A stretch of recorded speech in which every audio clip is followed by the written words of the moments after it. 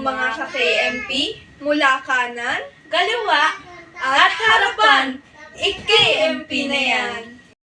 Bago natin simulan ang ating aralin, tayo muna ay sabay-sabay tumayo at iyuko ang ating mga ulo para sa ating panalangin. Ginoo, maaari mo bang pangunahan ang ating panalangin? Ayan, maraming salamat. Muli, magandang araw sa inyong lahat. Kami ay lumipad ng aking kapares. Para sa espesyal na episode ngayong araw. Kami magpatuloy sa aming talakayan, hayaan niyo muna kami magpakilala. Ako si Chloe Dimonsol bilang si Jessica Soho. At ako naman si Jenancel A. Gardose bilang Ed Kaluwag. Ngunit bago tayo magsimula ay ating isa-isahin ang mga acronym na natuklasan namin ng aking kapare sa aming paglalakbay. Ang Kapuso Check. Letrang K, kaayusan silid ay ating panatilihin. Sa letrang A, ayusin ang sarili at makinig sa talakayan. Sa letrang P, paggalang sa nagsasalita sa unahan. At sa letrang U, unawain ang aralin ng lubusan. Sa letrang S, sumagot ng maayos sa bawat tanong. At sa letrang O, oras ay limitado kaya dapat pahalagahan. Nating malaman ang Kapuso Check. Maaari ko bang malaman kung sino ang kalihim ng klase? Maaari ko bang malaman kung sino ang mga hindi umaten sa ating talakayan ngayong araw? Ayan, maraming salamat. Para sa gabay ng ating pag-aaral, ay narito ang aming layunin. Una, natutukoy ng mga mag-aaral ang kahulugan ng pandiwa at ang iba't ibang aspeto nito. Pangalawa, naipakikita ang mga mag-aaral ang pag-unawa sa gamit ng pandiwa sa pamamagitan ng pagbibigay ng mga sariling halimbawa na may kaugnay sa kanilang karanasan. Pangatlo, nagagamit ang mga mag-aaral ang mga pokus ng pandiwa sa paggawa ng sariling pangungusap o maikling talata. Bago tayo magsimula, kami ng aking kapares ay may hinandang pampasiglang gawain na tatawaging Igalaw Mo, Kapuso! At narito ang aming mechanics. Una, lahat ay sabay-sabay tatayo upang isagawa ang aming pampasiglang gawain.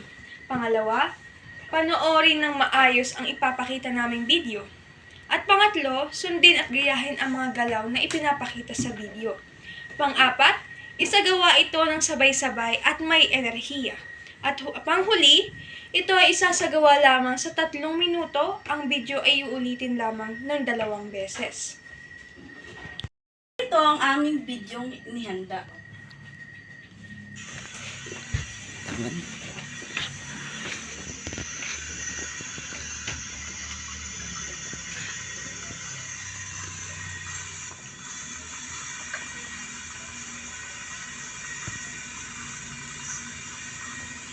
Napakahusay mga kapuso, nawa ay nabigyan kayo ng enerhiya sa unang pampasiglang gawain. Ngayon naman ay bigyan nyo ang inyong sarili ng KMT Club. Paano nga ba yun? Ganito yan, kapares. 1, 2, 3. 1, 2, 3. KMP na yan. Naman sa pangalawa nating gawain, ito ay tatawaging Kapuso. Hulaan mo emoji ko at ipaliwanag mo. Para naman sa mechanics, una, hahatiin ng klase sa 2 grupo. Pangalawa, ang bawat grupo ay pipili ng 3 kinatawan na siyang gagawa ng gawain. Pangatlo, bawat kinatawan ay magpapatayo ng lata, isa-isa hanggang sa matapos ang huling kinatawan ng grupo. Pang-apat, ang unang grupo na unang makakatapos ng gawain ay pipili ng emoji mula sa kahon, huhulaan ang ibig sabihin nito at gagawa ng isang maikling pangungusap. Napakagaling, napakahusay ng ginawa ninyo. Bigyan ninyo ang inyong sarili ng di umano club. Paano nga ba ang di umanoklap? Ganto lamang yon. 1, 2, 3. 1, 2, 3. Di umano, napakagaling! Para naman sa pangatlong pampasiglang gawain, ito ay tatawagin nating pandiwa ko, gayahin mo. Mechanics. Una, hahatiin ang klase sa 2 pangkat at pipili sila ng isang kinatawan upang gawin ang nabunot nilang papel. At pangalawa, ang bawat kalahok ay bubunot ng isang papel mula sa lalagyan. Pangatlo, bibigyan lamang sila ng 2 minuto para maisagawa ang nasabing palaro.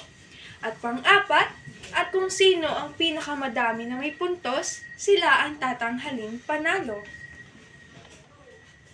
At pang-5, ipapakita ng kalahok sa pamamagitan ng kilos o galaw ang salitang pandiwa na kanyang nabunot ng hindi nagsasalita. At panghuli, huhulaan ng klase kung anong pandiwa ang ipinapakita ng bawat kalahok. Napakahusay ng inyong ginawa. Nawa ay may natutunan kayo ngayong araw.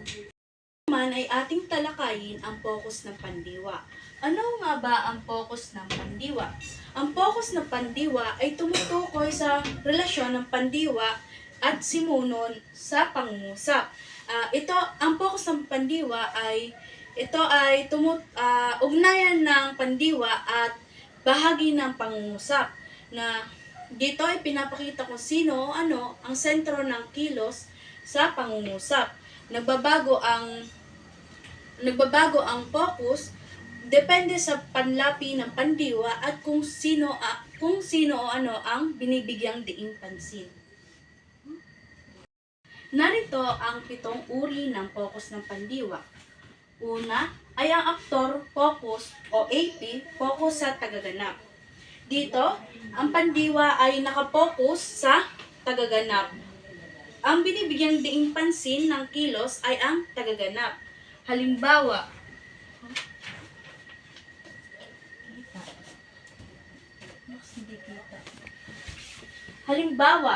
napag-aral si Marvin kahapon.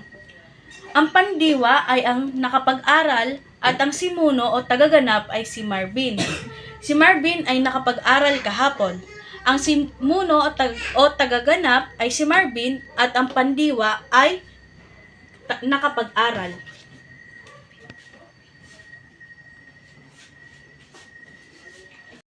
Ay ang goal focus o GP, focus sa layon. Ito naman ay nakatuon ang bagay o layon na naapektuhan ng kilos sa pangungusap. Halimbawa na lamang ay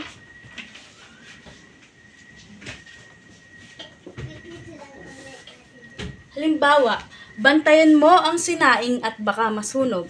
Ang bantayan ang pandiwa at ang mo ang tagaganap at ang simunong layon ang sinaing. Ang sinaing ay bantayan mo at baka masunog. Ang sinaing ang simuno o layon, ang bantayan ang pandiwa, ang mo ang tagaganap. Sumunod ay ang locative focus o LP o focus sa ganapan. Dito naman, ang focus ng pandiwa ay nakapokus sa ginaganapan ng kilos. Halimbawa ay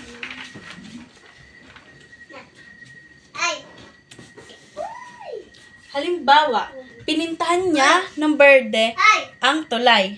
Ang pandiwa ay ang pinintahan at ang niya ang tagaganap, ang tulay ang simuno o gaganapan. Ang mga tulay ay pinintahan niya ng berde. Ang tulay, ang simuno o gaganapan, ang pinintahan ang pandiwa at ang niya ang tagaganap. Ang 4 ay ang benefactive focus o BP, focus sa tagatanggap. Dito naman, ang focus ng pandiwa ay binibigyan diin ang tatanggap at makikinabang ng kilos. Halimbawa, ikuha mo si Tintin ng bagong damit. Ang ikuha, ang pandiwa, ang mo, ang tagaganap, si Tintin ang simuno o tagatanggap. Si Tintin ay ikuha mo ng bagong damit. Si Tintin ang simuno o tagatanggap. Ang ikuha ay ang pandiwa, ang mo ang tagaganap. 5 ay ang instrumental focus o IP, focus sa gamit. Dito naman ay binibigyang diin o pansin ang gamit na ginamit sa kilos. Halimbawa,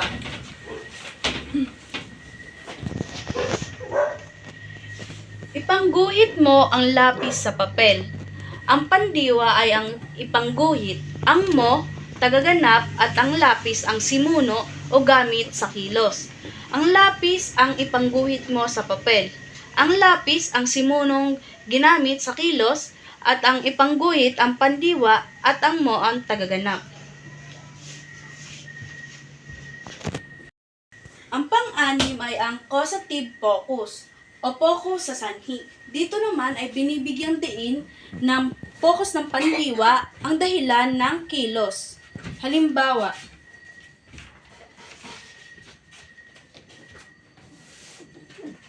ikinatuwa ni Sarina ang biro ni Sus. Ang ikinatuwa ang pandiwa. Si Sarina ang tagatanggap at ang biro ay ang simuno o sanhi. Si Sus ang tagaganap. Ang biro ni Sus ay kinatuwa ni Sarina. Ang biro ay simuno o sanhi ng kilos at si Sus ang tagaganap. Ang ikinatuwa ang pandiwa at si Sarina ang tagatanggap. Ang huling uri ng focus ng pandiwa ay ang directional na focus o DP, focus ng direksyon. Dito naman, binibigyan diin ang patutunguhan ng kilos. Halimbawa,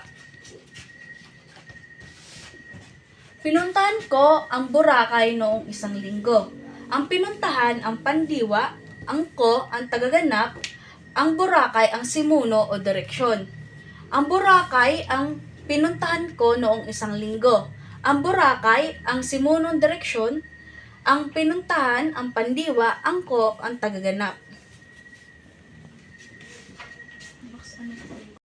Maraming salamat sa inyong pakikinig. Nawa ay marami kayong natutunan ngayong araw. Ngayon naman ay tatawagin ko ang aking kapares na si Ed Kaluwag upang ipagpatuloy ang aming talakayan. Dadako naman tayo sa ating susunod na tatalakayin, iba pang kaalaman tungkol sa pandiwa. Ang wikang Pilipino ay may sasariling kakanyahan na naiiba sa ibang wika. Kaugnay nito, may mga pandiwang di pangkaraniwan na ginagamit sa Pilipino, bunga ng pagbabagong morpo-ponemiko. May dalawa tayong faktor nito, ang pandiwang karaniwan at pandiwang di karaniwan. Ano nga ba pag sinabing pandiwang karaniwan? Ito ay hindi nagbabago ng anyo ng mga titik o kantig. At ang pandiwang di karaniwan naman, ito ay nagbabago dahil sa pagbabago ng morpo-ponemiko, katulad na naman ng pagpapalit ng ponema at pagkakaltas ng ponema.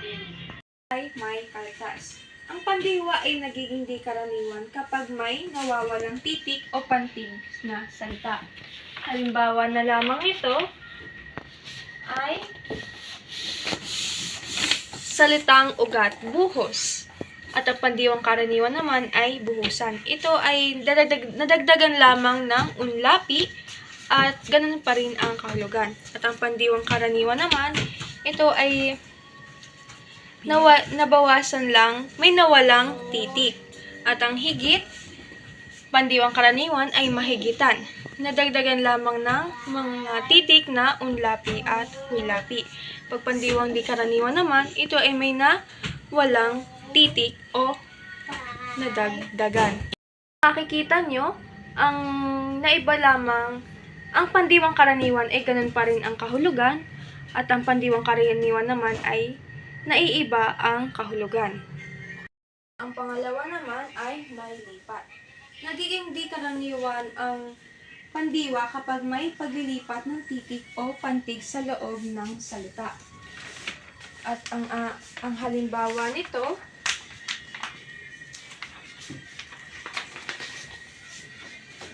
halimbawa na lamang ng salitang ugat na dinig, na pandiwang karaniwan ay madinig. Nadagdagan lamang ng unlapi pero ganun pa rin ang kahulugan.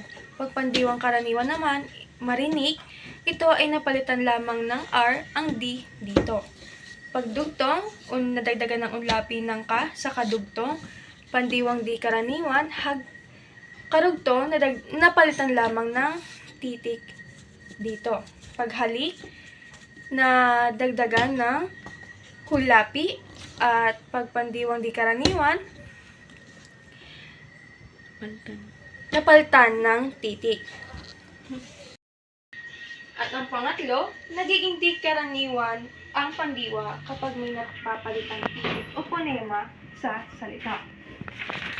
At ang halimbawa dito,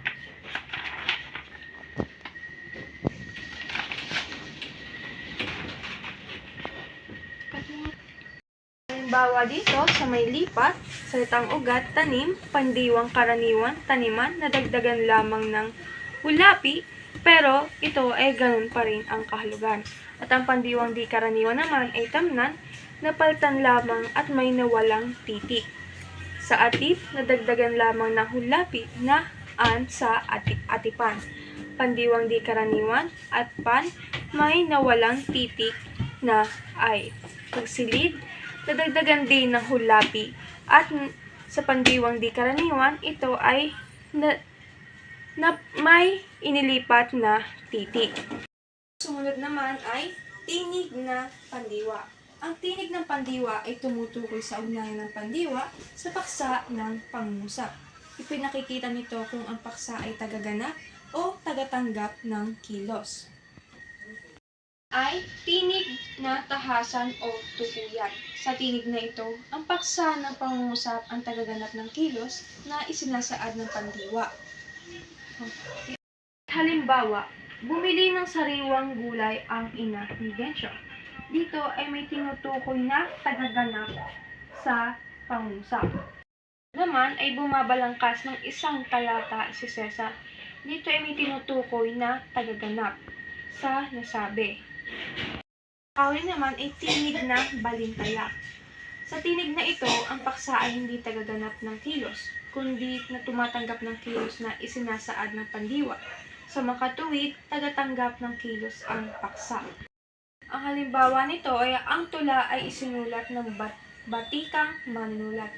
Dito ay walang tinutukoy kung sino nga ba ang tagaganap na iyon. At ang sumunod naman ay pinulot ng bata ang aklat.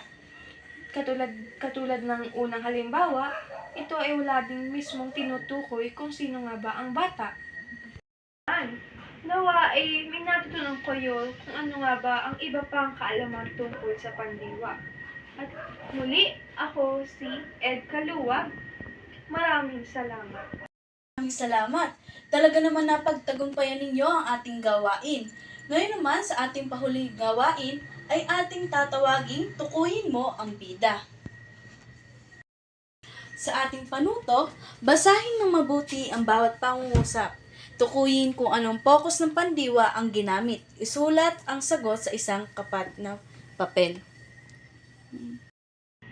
Para naman sa susunod na pahuli nating gawain, ito ay tatawaging itugma mo ako kasikip. Panuto, i-match ang mga pandiwa sa hanay A sa tamang tagaganap sa hanay B.